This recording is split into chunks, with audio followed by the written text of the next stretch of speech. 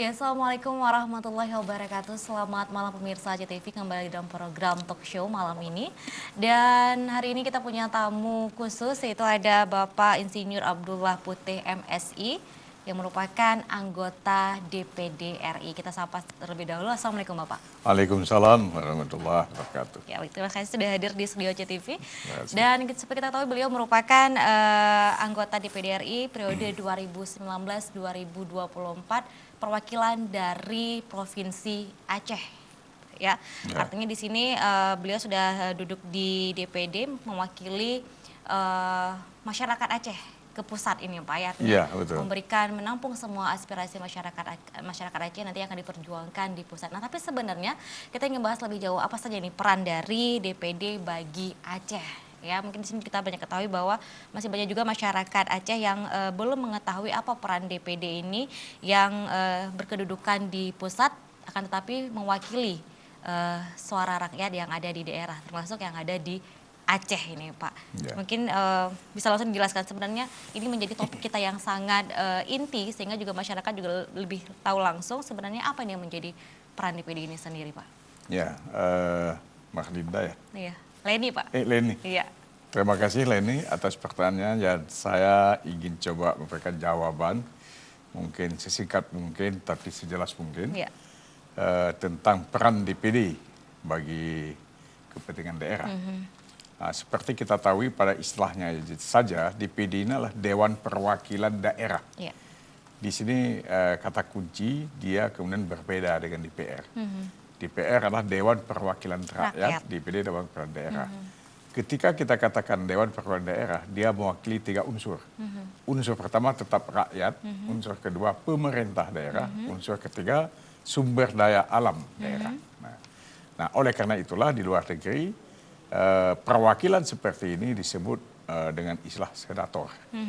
Nah, hanya saja senator yang ada di Indonesia berbeda dengan senator ada di negara federal seperti Malaysia atau Amerika, karena mereka mewakili negara federal. Jadi wakil itu negara bagian. Kalau kita mewakili provinsi, karena sistem kita negara kesatuan. Nah, tetapi tentang peran dan fungsi daripada DPD ini hampir sama, saya katakan, dengan DPR RI. Karena mereka sama-sama berada di dalam satu ruang lingkup yang disebut itu parlemen. Nah, di Indonesia sejak reformasi tahun 98, selain ada DPR RI, ada yang kita sebut DPD RI. Nah, kewenangan sama, ada hak legislasi, ada hak keuangan, dan ada hak pengawasan. Hanya dalam beberapa hal, DPR punya hak memutuskan, sementara DPD punya hak memberikan pertimbangan. Situ bedanya. Tetapi DPD karena dia wakil daerah, dia bisa memberikan juga perannya sebagai semi eksekutif. Artinya ketika menentukan rancangan-rancangan program, dia bisa masuk dari segi perencanaan awal untuk memasukkan ide-ide, gagasan-gagasan. Jadi pertarungan-pertarungan yang terjadi nanti tentu bukan pertarungan individu. Nah, di parlemen terutama dan juga baik di tingkat lokal, pertarungan itu bukan individu, pertarungan itu adalah gagasan. Jadi orang-orang yang bisa muncul atau mumpuni mampu bawakan sebuah gagasan, dia akan berperan. Nah, begitulah DPD ini. Jadi DPD, satu provinsi ada 4 orang, nah, DPR RI ada yang 17 orang, ada 20, bahkan ada yang 60. Itu nanti perannya itu tergantung gagasannya. Sejauh mana dia bisa bikin gagasan. Nah, seperti kita di Aceh, kita ada 4. Kita masing-masing bisa sama, bisa berbeda. Tergantung konsepsi kita, gagasan kita apa. Nah, kalau saya dari awal, mungkin masuk langsung ke situ boleh ya? Ketika saya muncul, ketika saya mencalonkan diri, tema saya adalah mengawal dan mempercepat pembangunan Aceh. Nah, jadi di situ kalau saya. Jadi saya ingin nanti apa dilakukan oleh Provinsi Aceh dengan dana yang dimiliki oleh Provinsi Aceh itu kita kawal. Arti kita kawal, uang yang digunakan itu yang notabene adalah uang rakyat, betul-betul mempunyai keuntungan dan kebaikan-kebaikan kepada masyarakat daerah. Dengan demikian harus ada sistem yang sebaik mungkin. Nah, mempercepat, ya kita melihat, misalnya ada pembangunan yang sudah digagas selama ini, tapi kemudian tidak berjalan, itu kita dorong. Nah, salah satu contoh waktu saya gubernurnya dulu, Iya. itu saya sudah kerjasama dengan Menteri Kelautan Perikanan mendorong ada 3 pelabuhan ikan samudra. Satu di Lampulo, satu Blampidi, satu di Idi. Tapi sekarang jalan cuma satu Lampulo. Nah, kan kita dorong lagi supaya satu lagi. Nah, begitu juga kita lihat ada daerah-daerah misalnya yang dia punya komoditi tertentu yang ini bisa mendorong pertumbuhan ekonomi daerah. Kita tahu misalnya di Ketol itu di Aceh Tengah, di Takeon. Dia punya tebu rakyat yang begitu banyak, ada 50.000 hektar. Dan kalau kita tanya pada ahli gula, itu bisa bikin minimal 2 pabrik gula. Tapi hari ini kan tidak ada di sana. Yang ada pabrik gula EIT. Baik. Nah, ini harus kita cari jalan, solusinya bagaimana. Nah, saya sudah mencoba menghubungi para investor dari luar yang mampu bagaimana menjadikan komoditas tebu rakyat yang ada di Takeon sebagai pasokan padi pabrik yang menjadi satu pabrik gula. Dan seperti itu. Ini yang kita lakukan. Jadi upaya kita ini tak terbatas ruang dan waktu. Kita bisa lakukan apa saja karena kita wakil daerah. Bisa kita mengatakan kita ini wakil, tetap wakil tapi ya, wakil bupati, dalam tanda petik, wakil gubernur, wakil DPR Aceh, wakil ulama Aceh, semua. Nah, semua itu kita lakukan dalam rangka kebaikan Aceh, dalam rangka kemajuan Aceh. Dan ketika kita ada di pusat, nah, mitra kita tentu tidak lagi tingkat provinsi, sudah tingkat nasional. Mitra kita ya tentu para menteri, para dirjen, bahkan dengan presiden. Nah, aspirasi dan gagasan tadi akan kita golkan di sana dengan cara-cara kita, dengan pergaulan kita, dengan komunikasi dan dengan lobby kita. Nah, itu yang kita perkuat. Jadi otomatis setiap anggota akan berbeda. Gitu. Oke, nah ada beberapa perwakilan DPD dari Provinsi Aceh ini ada 4 orang ini Pak ada, termasuk Bapak sendiri ya. Betul. Nah artinya di sini seperti tadi masing-masing menawarkan gagasannya. Terkadang apakah gagasan ini adakah yang sama sehingga sama-sama bekerja ini Pak untuk Aceh memperjuangkan Aceh? Jadi kita secara individu ini kita bersinergi. Ada Haji Sudirman, ada Pak Farul Razi, ada Pak Fadil Rahbil. Kita bersinergi. Nggak saling mendahului ya. Bis kota tidak saling mendahului, tidak. Tetapi kita bebas untuk melakukan gagasan kita apa saja menurut yang kita mampu, menurut yang kita mau. Nah, tapi di sana di DPD kebetulan ada 4 komite.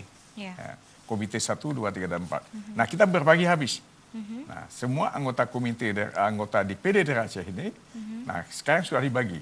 Di komite 1 itu Pak Farul Razi. Kebetulan dia terpilih wakil ketua. Di komite 2 saya. Kebetulan saya terpilih wakil ketua juga. Pak Fadil di komite 3, Fadil Rahmi. Komite 4 itu Pak Pak Haji Umar. Nah, komite 1 itu lebih kepada pemerintahan dan Hankam. Nah, kemudian kalau komite 2 lebih kepada pembangunan ekonomi. Saya itu di situ.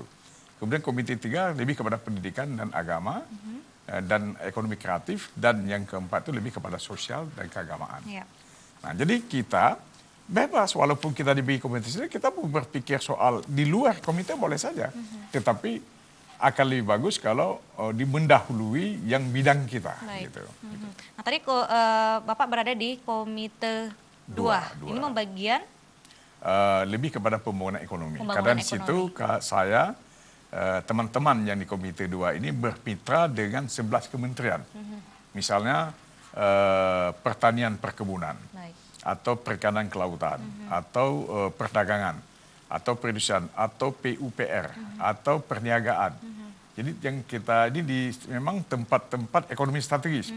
Nah, oleh karena itu kembali kepada gagasan tadi, kita harus beranjak di sini memikirkan apa saja dari bidang ini kita bisa bawa ke daerah kita untuk mendorong daerah kita. Nah, tadi saya katakan misalnya dari perikanan, perkebunan, tebu rakyat. Nah, di IDI itu ada pelabuhan. Itu saya akan dorong nanti. Yang sekarang sudah kita punya misal 62 hektar lahan di situ. Itu akan didorong untuk dibangunnya cold storage di situ. Dibangunnya pengalengan ikan dibandingkan pakan ternak. Nah, ini semua sehingga pelabuhan ini akan menjadi sebuah kota yang baru nanti yang bisa juga menyerap tenaga kerja. Nah itu contoh saja. Ada lagi yang lain misalnya, kita sekarang melihat Lok Sumawe sebagai zona industri loh kata gitu ya. Tapi sekarang stagnan, tidak berjalan. KKA-nya, ASEAN Aceh Fertilizer-nya, itu nanti kita cari solusi supaya ini jalan lagi, begitu. Nah, itu karena itu bidang saya. Tetapi saya nggak tertutup juga mau bicara soal agama misalnya. Baik. Nah itu. Tetapi juga Pak Haji Umar tidak tertutup untuk bicara juga pada bidang ekonomi, gitu. Tapi yang akan menjadi prioritas adalah pada bidang pembangunan ekonomi. Bilang masing-masing. Ya. Bidang ekonomi, baik. Ya. Nah ini juga bicara pada Komite 2 tentang pembangunan ekonomi, tentu di sini juga masih banyak kekurangan yang ada di Aceh. Ya. Yang kita ketahui bahwa tentunya ekonomi ini jika dilihat dari garis kemiskinan, ternyata Aceh juga masih menduduki peringkat termiskin se-Sumatera. Nah, apakah ini juga menjadi satu tantangan juga ini, Pak? Seperti apa? Bukan hanya tantangan, harus prioritas. Karena kita ya katakanlah sedikit malu hati bahwa pada saat kita berlaku otonomi khusus dengan dana besar, semua orang tahu kita terbesar ketiga di Indonesia setelah Papua, setelah DKI dan Papua. Tetapi pada saat yang sama, statistik menunjukkan kita provinsi termiskin. Nah, oleh karena itu harus kita cari, kenapa ini bisa terjadi? Nah, ada something wrong nih, pasti. Nah, paling tidak, kebetulan latar belakang saya ada seorang isu perencanaan. Saya lihat hasil perencanaan. Nah, mungkin di sini perencanaan kurang komprehensif, kurang berpihak kepada solusi-solusi mengatasi kemiskinan. Maka waktu pertemuan kemarin, Forbes di Jakarta, saya hadir, Pak PLT Gubernur datang, saya titip pesan di situ, wanti-wanti saya kepada Pak Gubernur, Pak Gubernur tolong anggaran Aceh berpihak kepada pengentasan kemiskinan dan penciptaan lapangan kerja. Dan yang ketiga, jangan lupa bahwa Aceh ini daerah syariat. Dana coba dia buat ke situ sehingga Aceh betul-betul daerah yang mumpuni di bidang syariat, tidak sama dengan daerah lain. Jadi itu prioritas. Jadi memang manajemen kan menekankan, kita tahu semua kepada kita, ketika kita melakukan suatu program, kita harus pintar mengambil program-program yang prioritas dan mendesak. Semua penting, tapi yang lebih penting. Nah, sehingga pada waktu saya gubernur dulu, program ini saya bagi 3.